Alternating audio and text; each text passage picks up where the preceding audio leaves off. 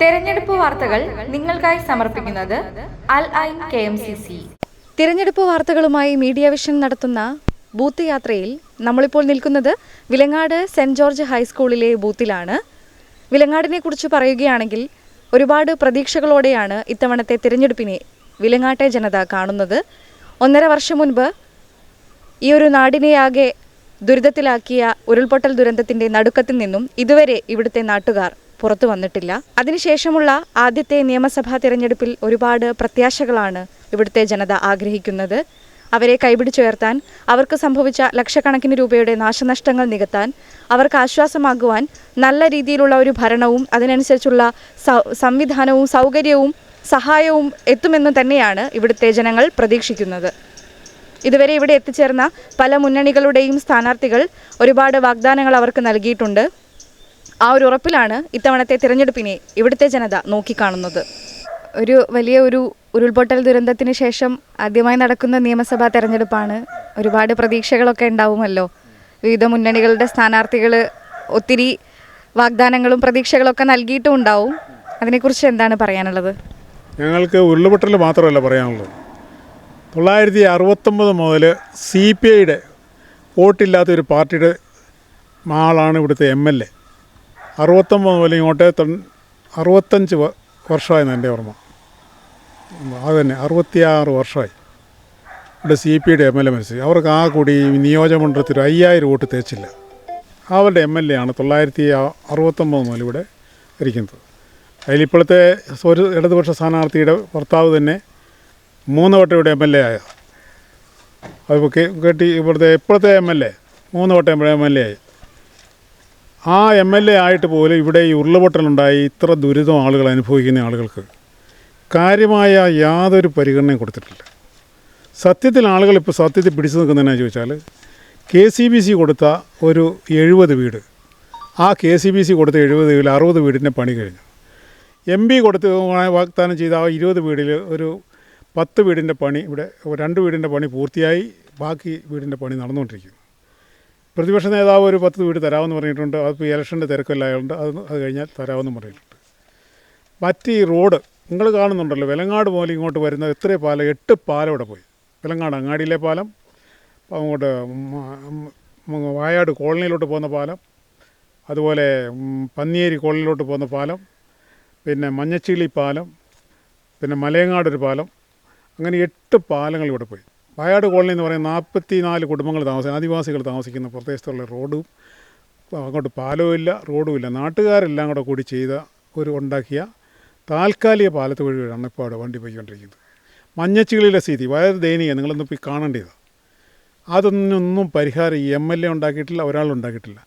ഇതിൻ്റെ ഇടയ്ക്ക് പഞ്ചായത്ത് തിരിഞ്ഞെടുപ്പ് വന്നപ്പം ഇവിടെ നേതാക്കന്മാരെല്ലാം കൂടെ വന്നിട്ട് പറഞ്ഞു, ഇവിടെയുള്ള മഞ്ഞച്ചിളി പ്രദേശത്തുള്ള ഈ ഉരുൾപൊട്ടലിൽ കെടുതി അനുഭവിക്കുന്ന ആളുകൾക്കെല്ലാം ഞങ്ങൾ വീണ്ടും 15 ലക്ഷം കൊടുക്കും, വീട് കൊടുക്കുമെന്ന് പറഞ്ഞു. ഒരാൾക്കും ഇതുവരെ ആ വകയിൽ ഒരു പൈസയും കൊടുത്തിട്ടില്ല, വീടും കൊടുത്തില്ല. ആകെ 49 കുടുംബങ്ങൾക്ക് 15 ലക്ഷം രൂപ വെച്ചുകൂടെ കൊടുത്തിട്ടുണ്ട്.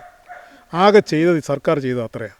അതിലപ്പുറത്തോട്ട് ഒന്നും ചെയ്തില്ല. ഈ പുഴയെ കുറേ കല്ലും അങ്ങോട്ട് കിട്ടും നീക്കി. എത്ര കോടിയോ വ്യവസായം? 1.5 കോടിയോ? 6 കോടി ചിലവാക്കി. ഈ പുഴയിലെ കല്ല് 2 സൈഡിലോട്ട് നീക്കിയിട്ട് 6 കോടി ചിലവാക്കി. യാതൊന്നും ചെയ്തിട്ടില്ല.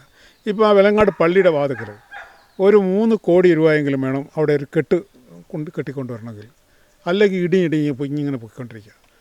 അങ്ങനെ ദുരിതം പേറിക്കൊണ്ടിരിക്കുക, ആളുകൾ ബുദ്ധിമുട്ട് അനുഭവിച്ചുകൊണ്ടിരിക്കുകയാണ്. യാതൊരു പരിഹാരം ഉണ്ടായിട്ടില്ല. അപ്പോൾ അതിനെ സംബന്ധിച്ചുള്ള ജനങ്ങൾ അതനുസരിച്ച് പ്രതികരിക്കുന്നുണ്ട്. വോട്ട് ശതമാനം ഇവിടെ കുറഞ്ഞു പോയാൽ അതിൻ്റെ കാരണം എന്താണെന്ന് ചോദിച്ചാൽ ഒത്തിരി കുട്ടികൾ വിദേശ ജോലിയുള്ളവരുണ്ട്. ഈ നാട്ടിൽ ഇല്ല. ഉള്ളതിൽ നല്ല ശതമാനം ആളുകളുടെ വോട്ട് ഇവിടെ ഇപ്പോൾ ചെയ്തിട്ടുണ്ട്. നല്ല പ്രതികരണം ഉണ്ടാവും. എന്തായാലും അഭിജിത്ത് മോശമല്ലാത്ത ഒരു ഭൂരിപക്ഷത്തിന് ജയിക്കുമെന്നുള്ള പൂർണ്ണ വിശ്വാസത്തിലാണ് ഞങ്ങൾ മുന്നോട്ട് പോകുന്നത്. ഇവിടെ മാവോയിസ്റ്റ് ഭീഷണി നേരിടുന്നുണ്ട്. അതുകൊണ്ട് കുറച്ചുകൂടെ തെരഞ്ഞെടുപ്പുമായിട്ട് ബന്ധപ്പെട്ട സുരക്ഷാ ക്രമീകരണങ്ങൾ ഒരുക്കിയിട്ടുണ്ടെന്ന് കേട്ടു. സുരക്ഷാ ക്രമീകരണങ്ങളൊന്നും ഒരു കുഴപ്പമില്ല. ആവശ്യമായ സുരക്ഷയൊക്കെ നൽകുന്നുണ്ട്. ഇവിടെ അല്ലെങ്കിൽ തന്നെ ഒരു പ്രശ്നബാധിത സ്ഥലമല്ല. ഇവിടെ സമാധാനപ്രിയരായ നല്ലവരായ ജനങ്ങളാണ് ഈ പ്രദേശത്തുള്ള മുഴുവൻ വോട്ടർമാരും. ഒരു ഇലക്ഷൻ്റെ പേരിലൂടെ ഈ പ്രദേശത്തൊരു സംഘടനയോ സംഘർഷമോ ഇതുവരെ ഉണ്ടായിട്ടില്ല. ഞങ്ങളെ സംബന്ധിച്ച് ഞങ്ങൾക്കുള്ള പ്രശ്നം, ഈ ഗവൺമെൻറ് കഴിഞ്ഞ 2 വർഷങ്ങൾക്ക് മുമ്പ് ഈ വിലങ്ങാട് കേരളത്തെ മുഴുവൻ ഞെട്ടിച്ച ഒരു ഉരുൾപൊട്ടൽ ദുരന്തമുണ്ടായിട്ട് ഞങ്ങളെ തിരിഞ്ഞു നോക്കാൻ പോലും തയ്യാറായിട്ടില്ല. ആകെ കൂടി സർക്കാർ 780 കോടി രൂപ സർക്കാരിൻ്റെ ഖജനാവിലേക്ക് നല്ലവരായ ജനങ്ങൾ സംഭാവനയായി നൽകിയ സംഖ്യ അതിലൊരു 49 പേർക്ക് മാത്രം 15 ലക്ഷം രൂപ വെച്ച് സർക്കാർ കൊടുത്തിട്ടുണ്ട്. ബാക്കി 150 പരം ആളുകളെ മാറ്റി താമസിപ്പിക്കണമെന്നും അവരുടെ വീട് ഭാഗികമായോ പൂർണ്ണമായോ നശിച്ചതാണെന്നും ഇനി അവിടെ വാസയോഗ്യമല്ല എന്നുമുള്ള ജില്ലാ കളക്ടറുടെ ഡിസാസ്റ്റർ മാനേജ്മെൻറ്റ് ഡെപ്യൂട്ടി കളക്ടറുടെ റിപ്പോർട്ട് പോയിട്ട് അവരെ ഒന്ന് മാറ്റിപ്പാർപ്പിക്കാനോ അവർക്കാവശ്യമായ സാമ്പത്തിക സഹായങ്ങൾ നൽകാനോ ഈ ഗവൺമെൻറ് തയ്യാറായിട്ടില്ല. ഞങ്ങളെ പറഞ്ഞു പറ്റിക്കുകയായത്. 788 കോടി രൂപയാണ് ഈ നാട്ടിലെ ജനങ്ങൾ ഈ സർക്കാരിൻ്റെ മുഖ്യമന്ത്രിയുടെ ദുരിതാശ്വാസ നിധിയിലേക്ക് ഏൽപ്പിച്ചു കൊടുത്തത്. എന്തു ചെയ്തു? ഈ പണം എവിടെ പോയി? ഞങ്ങളെപ്പോലെയുള്ള പാവപ്പെട്ട ജനങ്ങൾ ദുരന്തം അനുഭവിക്കുന്ന ആളുകളെ സഹായിക്കാൻ ഈ സർക്കാർ ഇതുവരെ തയ്യാറായിട്ടില്ല. അതുപോലെ തന്നെ ഞങ്ങളുടെ MLA വിലങ്ങാട് സർവീസ് സഹകരണ ബാങ്കിലെ ഒരു ഡയറക്ടറാണ് ഞാൻ. ഈ വിലങ്ങാട് സർവീസ് സഹകരണ ബാങ്കിലെ 70ഓളം ആളുകൾ ഈ ബാങ്കിൽ നിന്ന് ലോൺ എടുത്തവരുണ്ട്. അവരുടെ കാർഷിക കടങ്ങൾ എഴുതിത്തള്ളുമെന്ന് സർക്കാർ പ്രഖ്യാപിച്ചു. വയനാടിനുള്ള മുഴുവൻ ആനുകൂല്യങ്ങളും വിലങ്ങാടിനും ഉണ്ടാകുമെന്ന് വളരെ വ്യക്തമായ നിയമസഭയിലടക്കം നമ്മുടെ മന്ത്രിമാരടക്കം പ്രഖ്യാപനം നടത്തിയതാണ്. അതെ, ഉരുൾപൊട്ടൽ ദുരന്തം അനുഭവിക്കുന്ന ആളുകൾക്ക് 70 പേര് ലോൺ എടുത്തിരിക്കുന്നത് മുഴുവൻ എഴുതിത്തള്ളുമെന്നും അത് വയനാടിന് ചെയ്തിരിക്കുന്ന മുഴുവൻ കാര്യങ്ങളും വിലങ്ങാടിനും ഉണ്ടാകുമെന്ന് വളരെ വ്യക്തമായി നിയമസഭയിലടക്കം പ്രഖ്യാപിച്ചതാണ്. പക്ഷേ ചെയ്തില്ല. അതിന് ചെയ്തില്ല എന്ന് മാത്രമല്ല, ഞങ്ങളുടെ ഈ ദുരന്തം അനുഭവിച്ച കർഷകരിൽ നിന്ന് ലോൺ എടുത്ത കർഷകരിൽ നിന്ന് അപേക്ഷ സ്വീകരിച്ചു. അപേക്ഷ സ്വീകരിച്ച് കഴിഞ്ഞ് ആദ്യം പറഞ്ഞു അപേക്ഷ കൊടുക്കണമെന്ന് പറഞ്ഞു. എല്ലാ രേഖകളും ശരിയാക്കി അപേക്ഷ കൊടുത്തു. അപേക്ഷ കൊടുത്തതിന് ശേഷം പറഞ്ഞു നിങ്ങൾ ദുരന്തബാധിതനാണെന്നുള്ള സർട്ടിഫിക്കറ്റ് വേണമെന്ന് പറഞ്ഞു. ആ ദുരന്തം പേറി നടന്ന ആ സമയത്ത് സർക്കാർ ഓഫീസുകൾ കയറി ഇറങ്ങി ഈ കർഷകർ മുഴുവൻ ദുരന്തബാധിതനാണെന്നുള്ള സർട്ടിഫിക്കറ്റ് വാങ്ങിച്ചു കൊടുത്തു. അതിനുശേഷം മാസങ്ങൾക്ക് ശേഷം നമ്മുടെ MLA വന്നിട്ട് ഞങ്ങളോട് പറഞ്ഞു ഇവിടെയുള്ള ദുരന്തം അനുഭവിച്ച കർഷകർ കാർഷിക കടങ്ങൾ എടുത്തിരിക്കുന്ന ആളുകളെ എല്ലാവരെയും വിളിച്ചു കൂട്ടണം. അവരെ വിളിച്ചു കൂട്ടിയിട്ട് എൻ്റെ പേരിൽ എനിക്കൊരു അപേക്ഷ തരണമെന്ന് പറഞ്ഞു. അങ്ങനെ ആ മുഴുവൻ ആളുകളും MLAക്ക് നേരിട്ട് വീണ്ടും അപേക്ഷ കൊടുത്തു. ഞങ്ങൾക്ക് യാതൊരു സഹായവും ഒരാളുടെ പോലും എഴുതിത്തള്ളുകയോ വയനാടിന് കൊടുത്ത ആ പരിഗണന ഞങ്ങൾക്ക് നൽകുകയോ ചെയ്തിട്ടില്ല. ഇതിലൊക്കെ ഞങ്ങൾ ഈ പ്രദേശത്തെ ജനങ്ങൾ വളരെ ശക്തമായ പ്രതികരണം ഈ തെരഞ്ഞെടുപ്പിലുണ്ടാകും. വളരെ ഗൗരവത്തിൽ ഞങ്ങൾ എടുത്തിരിക്കുന്ന വിഷയങ്ങളാണ്. ഇതിനോട് പ്രതികരണം ഈ വിലങ്ങാടിൻ്റെ മൊത്തത്തിലുള്ള പ്രതികരണമായി ഈ തെരഞ്ഞെടുപ്പിൽ ഞങ്ങൾ കാണുന്നു. ഒരു ജനതയുടെ പ്രതീക്ഷയാണ് ഈ തെരഞ്ഞെടുപ്പ്. തീർച്ചയായും അവർക്ക് കൈത്താങ്ങാവുന്ന ഒരു ഭരണാധികാരി തന്നെ അധികാരത്തിൽ വരട്ടെ എന്ന് നമുക്ക് പ്രതീക്ഷിക്കാം. വിലങ്ങാട് നിന്നും ക്യാമറാമാൻ അശ്വന്തിനോടൊപ്പം മിത്ര മോഹൻ, മീഡിയ വിഷൻ. തെരഞ്ഞെടുപ്പ് വാർത്തകൾ നിങ്ങൾക്കായി സമർപ്പിക്കുന്നത് അൽ ഐൻ KMCC. വോട്ടെടുപ്പ് അവസാന ഘട്ടത്തിലെത്തി നിൽക്കുമ്പോൾ വെള്ളിയോട് ഗവൺമെൻറ് ഹയർ സെക്കൻഡറി സ്കൂളിലെ മൈതാനിയിൽ സമ്മതിദാനത്തിനുള്ള ഊഴവും കാത്തിരിക്കുന്ന വോട്ടർമാരെയാണ് പ്രേക്ഷകർ കണ്ടുകൊണ്ടിരിക്കുന്നത്. വളരെ നല്ല രീതിയിൽ പുരോഗമിക്കുന്നുണ്ടെന്നാണ് നേതൃത്വം വ്യക്തമാക്കുന്നത്. വോട്ടിംഗ് വളരെ മികച്ച രീതിയിലാണ് പുരോഗമിക്കുന്നത്. വിവിധ മുന്നണികൾ വളരെ പ്രതീക്ഷയോടെയാണ് ഇത്തവണത്തെ തിരഞ്ഞെടുപ്പിനെ നോക്കിക്കാണുന്നത്. നമ്മളോടൊപ്പം നാദാപുരം UDF തിരഞ്ഞെടുപ്പ് വർക്കിംഗ് കമ്മിറ്റി ചെയർമാനായ ബംഗ്ലത്ത് മുഹമ്മദ് ചേരുന്നു. നമസ്കാരം സാർ. നമസ്കാരം. ഇത്തവണത്തെ തിരഞ്ഞെടുപ്പ് ഒരുപാട് പ്രതീക്ഷയോടെയാണ് ഇരിക്കുന്നതെന്നറിയാം. ഈ വോട്ടെടുപ്പ് പുരോഗമിച്ചുകൊണ്ടിരിക്കുന്ന ഈ ഒരു സമയത്ത് എന്ത് തരത്തിലുള്ളൊരു പ്രതീക്ഷയാണ് നേതൃത്വത്തിന് ലഭിക്കുന്നത്? നാദാപുരം നിയോജക മണ്ഡലത്തിലെ വോട്ടിംഗ് നില വെച്ച് മനസ്സിലാക്കുമ്പോൾ 10,000-ലധികം വോട്ടിൻ്റെ ഭൂരിപക്ഷത്തിന് UDF സ്ഥാനാർത്ഥി അഭിജിത്ത് വിജയിക്കുമെന്നാണ് വിശ്വാസം. മറ്റൊരു കാര്യം ഈ തെരഞ്ഞെടുപ്പിലുണ്ടായത് സമാധാനപരമായിട്ടാണ് ഈ തെരഞ്ഞെടുപ്പ്. ഇതുവരെ ഈ നിയോജകമണ്ഡലത്തിൽ ഒരു ബൂത്തിലും ഒരു പ്രശ്നവും ഉണ്ടാവാത്ത വിധം LDF ആയാലും UDF ആയാലും വളരെ സഹകരിച്ച് സമാധാനപരമായ അന്തരീക്ഷത്തിൽ തെരഞ്ഞെടുപ്പ് നടത്തിയിട്ടുണ്ടെന്ന് ഈ തെരഞ്ഞെടുപ്പിൻ്റെ ഒരു പ്രത്യേകതയാണ്. UDFിൻ്റെ വിജയം സുരക്ഷിതമാണ് എന്ന് UDF ഞങ്ങൾ പൂർണ്ണമായും വിശ്വസിക്കുന്നു. മുൻ വർഷങ്ങളിലുള്ള തെരഞ്ഞെടുപ്പിനെ അപേക്ഷിച്ച് എന്തെങ്കിലും തരത്തിലുള്ള മാറ്റങ്ങളോ പുരോഗതിയോ ഇത്തവണത്തെ തെരഞ്ഞെടുപ്പിന് വന്നിട്ടുണ്ടോ? ഈ തെരഞ്ഞെടുപ്പിൽ UDFിൻ്റെ പ്രവർത്തന രംഗത്ത് ഏറ്റവും സജീവമായിട്ട് യുവാക്കളാണ്. യുവാക്കളുടെ സജീവമായ സാന്നിധ്യം ഞങ്ങൾക്ക് അമിതമായ ആത്മവിശ്വാസം നൽകുന്ന സംഭവം തന്നെയാണ്. ഞങ്ങൾക്ക് ആ കാര്യത്തിൽ വളരെ നല്ല പ്രതീക്ഷ ഉണ്ടാക്കിയത് വിഷയവും ഈ യുവാക്കളുടെ സാന്നിധ്യമാണ്. ഈ ബൂത്തിൽ നിന്ന് കന്നി വോട്ടർമാരുണ്ടായിരുന്നോ? കന്നി വോട്ടർമാരെ പരമാവധി കാണാൻ ഞങ്ങൾ ശ്രമിച്ചിട്ടുണ്ട്. ഞങ്ങളുടെ സ്ഥാനാർത്ഥിയും ശ്രമിച്ചിട്ടുണ്ട്. ആ കന്നി വോട്ടർമാർക്ക് നല്ല പ്രതീക്ഷയുള്ള നിരവധി കാര്യങ്ങൾ ഞങ്ങൾ അവിടെ മുമ്പിൽ സമർപ്പിച്ചിട്ടുണ്ട്. നാദാപുരം നിയോജകമണ്ഡലത്തെ UDF ഇറക്കിയ പ്രകടന പത്രികയിൽ ഇവിടുത്തെ യുവാക്കളെയും വിദ്യാർത്ഥികളെയും എല്ലാം തന്നെ ആകർഷിക്കുന്ന നിരവധി കാര്യങ്ങളുണ്ട്. അതെല്ലാം തന്നെ കന്നി വോട്ടർമാർ UDFിനോടൊപ്പം നിൽക്കുമെന്ന പൂർണ്ണമായ പ്രതീക്ഷ ഞങ്ങൾക്കതിലുണ്ട്. തെരഞ്ഞെടുപ്പ് വാർത്തകൾ നിങ്ങൾക്കായി സമർപ്പിക്കുന്നത് അൽ ഐൻ KMCC. വാണിമേൽ MUP സ്കൂളിലെ ബൂത്തിലെ സ്ഥിതിഗതികൾ വിലയിരുത്തുവാനായി കോഴിക്കോട് ജില്ലാ panchayat vice president KK Navas എത്തിച്ചേർന്നിട്ടുണ്ട്. കഴിഞ്ഞ തദ്ദേശ തിരഞ്ഞെടുപ്പിൽ വലിയ ഭൂരിപക്ഷത്തോടെ വിജയിച്ച ഒരു വ്യക്തിയാണ് ഇദ്ദേഹം. അതുകൊണ്ട് തന്നെ ഇത്തവണത്തെ ഈ ഒരു നിയോജക മണ്ഡലം തിരഞ്ഞെടുപ്പിൽ ഒരുപാട് പ്രതീക്ഷകൾ UDF വലിയ ഭൂരിപക്ഷത്തോടെ ഒരു പുതിയ ചരിത്രം കുറിക്കുമെന്ന പ്രതീക്ഷയോടെ തന്നെയാണ് UDF നേതൃത്വവും അതേപോലെ ഇദ്ദേഹവും നിൽക്കുന്നത്. നമുക്ക് അദ്ദേഹത്തോട് ചോദിക്കാം. ഇത്തവണത്തെ ഒരു തെരഞ്ഞെടുപ്പ് ഒരു ഇടതുകോട്ടയെ അല്ലെ, നാദാപുരം നിയോജക മണ്ഡലം കുറേ കാലമായി ഇടതുപക്ഷത്തിൻ്റെ കീഴിലായിരുന്നു. ഒരു മാറ്റം പ്രതീക്ഷിക്കുന്നുണ്ടോ? നല്ല മാറ്റം പ്രതീക്ഷിക്കുന്നുണ്ട്, ചെറിയ മാറ്റമൊന്നുമല്ല. ഇടത് കോട്ട എന്നുള്ളത് ഇടത് കോട്ട ശരിക്കും പറഞ്ഞാൽ പൊളിഞ്ഞിട്ട് കുറച്ചായി. കഴിഞ്ഞ പാർലമെൻറ്റ് തിരഞ്ഞെടുപ്പിൽ ഏകദേശം 25,000-ത്തിലധികം വോട്ടിൻ്റെ ഭൂരിപക്ഷം നാദാപുരം നിയോജകമണ്ഡലത്തിൽ UDFനുണ്ട്. ഇക്കഴിഞ്ഞ തദ്ദേശ തിരഞ്ഞെടുപ്പിൽ അതിലും നല്ല ഭൂരിപക്ഷമുണ്ട്. ഇപ്പം ഞാൻ ജില്ലാ പഞ്ചായത്തിലേക്ക് മത്സരിച്ച ഡിവിഷനിൽ ഈ നിയോജക മണ്ഡലത്തിൽ 6 പഞ്ചായത്തുകൾ വരുന്നുണ്ട്. ഏകദേശം 18,000-ത്തിലധികം വോട്ട് എനിക്ക് ഭൂരിപക്ഷം കിട്ടിയിട്ടുണ്ട്.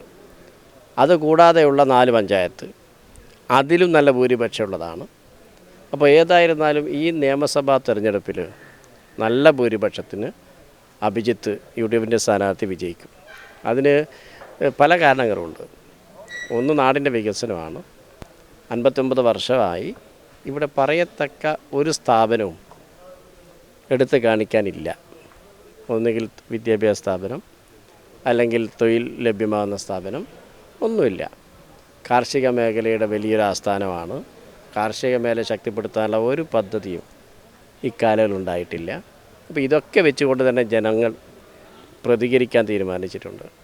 UDF മാത്രമല്ല, LDFൻ്റെ കോട്ടയിൽ ഇപ്പോൾ നിങ്ങൾ ബൂത്തുകൾ സന്ദർശിച്ചിട്ടുണ്ടെങ്കിൽ LDFൻ്റെ ശക്തി കേന്ദ്രങ്ങളായ ബൂത്തുകളിലൊന്നും ഒരാവേശവും കാണാൻ കഴിഞ്ഞിട്ടില്ല. അതേവസരം UDF കേന്ദ്രങ്ങൾ നല്ല ആവേശമായിരുന്നു. അപ്പോൾ ഇത് തെളിയിക്കുന്നത് നല്ല ഭൂരിപക്ഷത്തിൽ UDF സ്ഥാനാർത്ഥി വിജയിക്കുന്നുള്ളതാണ്. തദ്ദേശ തെരഞ്ഞെടുപ്പിലുണ്ടായ ഒരു പ്രതിഫലനം ഇത്തവണയും ഉണ്ടാവും തന്നെയുള്ള പ്രതീക്ഷയാണല്ലേ? അപ്പോൾ തദ്ദേശ തെരഞ്ഞെടുപ്പ് നടക്കുമ്പോഴുള്ള രാഷ്ട്രീയ സാഹചര്യത്തെക്കാൾ സ്ട്രോങ് ആണ് UDFന് അനുകൂലമായിട്ടുള്ള ഇപ്പോഴത്തെ രാഷ്ട്രീയ സാഹചര്യം എന്ന് പറയുന്നത്. അതിനുശേഷം, അതായത് പഞ്ചായത്ത് തെരഞ്ഞെടുപ്പ് കഴിഞ്ഞൊരു 3 മാസം കഴിഞ്ഞിട്ടേ ഉള്ളൂ. അതിനുശേഷം കേരളത്തിലുണ്ടായിട്ടുള്ള രാഷ്ട്രീയ സാഹചര്യങ്ങൾ ഒന്നുകൂടി UDFന് ശക്തി പകരുന്നതാണ്, UDFന് ആവേശം പകരുന്നതാണ്. അപ്പോൾ ആ ഒരു തളിപ്പം തന്നെ ഇപ്പോൾ UDFൻ്റെ ഇലക്ഷൻ ക്യാമ്പയിൻ ശ്രദ്ധിച്ചാൽ അറിയാം, എല്ലാ കക്ഷി നേതാക്കന്മാരും ആക്റ്റീവാണ്. എന്നാൽ ഇടതുപക്ഷത്തിൻ്റെ ഒരു മുഖ്യമന്ത്രിയിൽ മാത്രം ഒതുങ്ങിപ്പോയിട്ടുണ്ട്. ഒരു പുതിയ പദവി അലങ്കരിക്കുമ്പോൾ അതിൻ്റെ ഒരു എക്സ്പീരിയൻസ് എങ്ങനെയുണ്ട്? എക്സ്പീരിയൻസ് നല്ല എക്സ്പീരിയൻസ് ആണ്. പക്ഷേ ചില ബിറ്ററായിട്ടുള്ള ചില വസ്തുതകളുണ്ട്.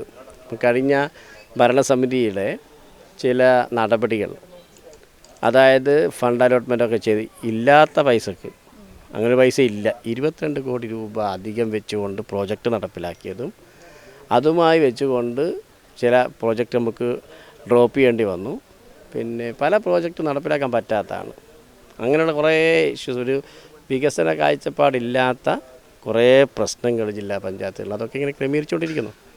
ഇപ്പോൾ തന്നെ ഗവൺമെൻറ്റിൻ്റെ 3ാം ഗഡു, തദ്ദേശ സ്ഥാപനം കൊടുക്കേണ്ട 3ാം ഗഡു കൊടുത്തിട്ടില്ല. 3ാം ഗഡു കൊടുക്കാതിരിക്കുമ്പോൾ അവസാനം വന്നിട്ടുള്ള ബില്ലുകളുടെ പൈസയൊന്നും കൊടുക്കാൻ കഴിയില്ല. പക്ഷേ അതൊക്കെ വരിക എന്താ വെച്ചാൽ സ്പിൽ ഓവറായിട്ട് വരും. അടുത്ത വർഷത്തിൽ കിട്ടേണ്ട പണത്തൊന്നും ഈ പൈസ പോകേണ്ടി വരും എന്ന് പറഞ്ഞാൽ ഈ പ്രാവശ്യത്തെ വികസനവും കുറയും, അടുത്ത വർഷത്തെ വികസനവും കുറയും. ഒരു ഗവൺമെൻറ്, സംസ്ഥാന ഗവൺമെൻറ് ഈ പരസ്യങ്ങളിലൊക്കെ ഉള്ളതല്ലാതെ അടിസ്ഥാന വികസനത്തിന് വേണ്ടിയ കാര്യത്തിൽ വളരെ പിന്നോക്കമാണ്. ഇതാണ് നമുക്ക് ഒരു 3 മാസം കൊണ്ട് ഉണ്ടായിട്ടുള്ളൊരു അനുഭവം. ശരി, താങ്ക് യു. എന്തായാലും നല്ലൊരു മാറ്റം ഉണ്ടാവട്ടെ എന്ന് പ്രതീക്ഷിക്കുകയാണ്. നല്ല മാറ്റം ഉണ്ടാകും. ഇവിടെ ഉണ്ടാകാൻ പോകുന്നൊരു സംഗതിയാണ്. ഇപ്പം പാർലമെൻറ്റിൽ ഷാഫി പറമ്പിൽ MP ആയിട്ടുണ്ടാവും, ഇവിടെ പിന്നെ KM അഭിജിത്ത് MLA ആയിട്ടുണ്ടാവും, പിന്നെ ഞങ്ങളൊക്കെ ജില്ലാ പഞ്ചായത്തിൻ്റെയും ബ്ലോക്ക് പഞ്ചായത്തിൻ്റെ ആളുകളൊക്കെ ആയിട്ട് അതും ഉണ്ടാവും. ഒരു യുവത്വം നയിക്കുന്ന ഒരു നാദാപുരമായിരിക്കും ഇനിയത്തെ 5 വർഷം. തെരഞ്ഞെടുപ്പ് വാർത്തകൾ നിങ്ങൾക്കായി സമർപ്പിക്കുന്നത് അൽ ഐൻ KMCC. വോട്ടിംഗ് വളരെ മികച്ച രീതിയിൽ തന്നെ പൂർത്തിയായിരിക്കുന്നു. CPMൻ്റെ മുതിർന്ന നേതാവായ VP കുഞ്ഞികൃഷ്ണൻ നമ്മളോട് സംസാരിക്കുകയാണ്. എങ്ങനെയുണ്ടായിരുന്നു ഇന്നത്തെ ഒരു തെരഞ്ഞെടുപ്പിൻ്റെ? നല്ല തെരഞ്ഞെടുപ്പാണ്. ഇരു മുന്നണികളും നല്ല രീതിയിലുള്ള പ്രവർത്തനം നടന്നിട്ടുണ്ട്. ജനങ്ങളെല്ലാം തന്നെ സമാധാനപരമായി വോട്ട് ചെയ്ത് അവസാനിപ്പിച്ചിട്ടുണ്ട്. ഈ തെരഞ്ഞെടുപ്പിൽ ഇടതുപക്ഷ ജനാധിപത്യ മുന്നണി സ്ഥാനാർത്ഥി വലിയ ഭൂരിപക്ഷത്തോടു കൂടി ജയിക്കും എന്ന് തന്നെയാണ് ഞങ്ങൾ പ്രതീക്ഷിക്കുന്നത്. കണക്കുകൾ പരിശോധിച്ചാൽ UDFൻ്റെ ഭാഗത്താണ് ജയസാധ്യത. പക്ഷേ കേരളത്തിലെ പൊതുവായ രാഷ്ട്രീയ സാഹചര്യങ്ങളും മറ്റും പരിഗണിച്ചാൽ ഇടതുപക്ഷ ജനാധിപത്യ മുന്നണിക്ക് കൂടുതൽ ആളുകൾ വോട്ട് ചെയ്തിട്ടുണ്ട് എന്ന് തന്നെയാണ് ഞങ്ങളുടെ അഭിപ്രായം. മുഴുവൻ വോട്ടർമാരും വോട്ട് രേഖപ്പെടുത്തിയിട്ടുണ്ടോ? ഉണ്ട്. ഞങ്ങളെ മുഴുവൻ വോട്ടർമാരും വോട്ട് രേഖപ്പെടുത്തിയിട്ടുണ്ട്. ബൂത്ത് തലങ്ങളിൽ എന്തെങ്കിലും തരത്തിലുള്ള പ്രയാസങ്ങളോ അല്ലെങ്കിൽ വോട്ടിംഗ് മെഷീൻ തകരാറുകളോ അങ്ങനെ എന്തെങ്കിലും സംഭവിച്ചിട്ടുണ്ടോ? ഒരു പ്രയാസവും. വളരെ സ്മൂത്തായിട്ട് കാര്യങ്ങൾ നടന്നിട്ടുണ്ട്. പൊതുവെ സമാധാനപരമായിട്ടുള്ള വോട്ടിംഗ് തന്നെയായിരുന്നു. സമാധാനം കഴിഞ്ഞ 10 വർഷക്കാലമായി കേരളത്തിൽ പൂർണ്ണമായ സമാധാനമാണല്ലോ. അതാണ് ഇവിടെ നിഴലിച്ചിട്ടുള്ളത്. ഒരു പ്രശ്നങ്ങളും ഉണ്ടായിട്ടില്ല. സാധാരണഗതി പണ്ടൊക്കെ നാദാപുരം മണ്ഡലത്തിൽ അവിടെ ഇവിടെയെല്ലാം ചില സംഘർഷങ്ങളും സംഘടനകളും ഉണ്ടാവുക പതിവാണ്. പക്ഷേ ഈ പ്രാവശ്യം ഒരു പ്രശ്നങ്ങളും ഉണ്ടായിട്ടില്ല. എല്ലാവരും സമാധാനപരമായി തന്നെ വോട്ട് ചെയ്ത് വീട്ടിലേക്ക് മടങ്ങിയിട്ടുണ്ട്. Thank you.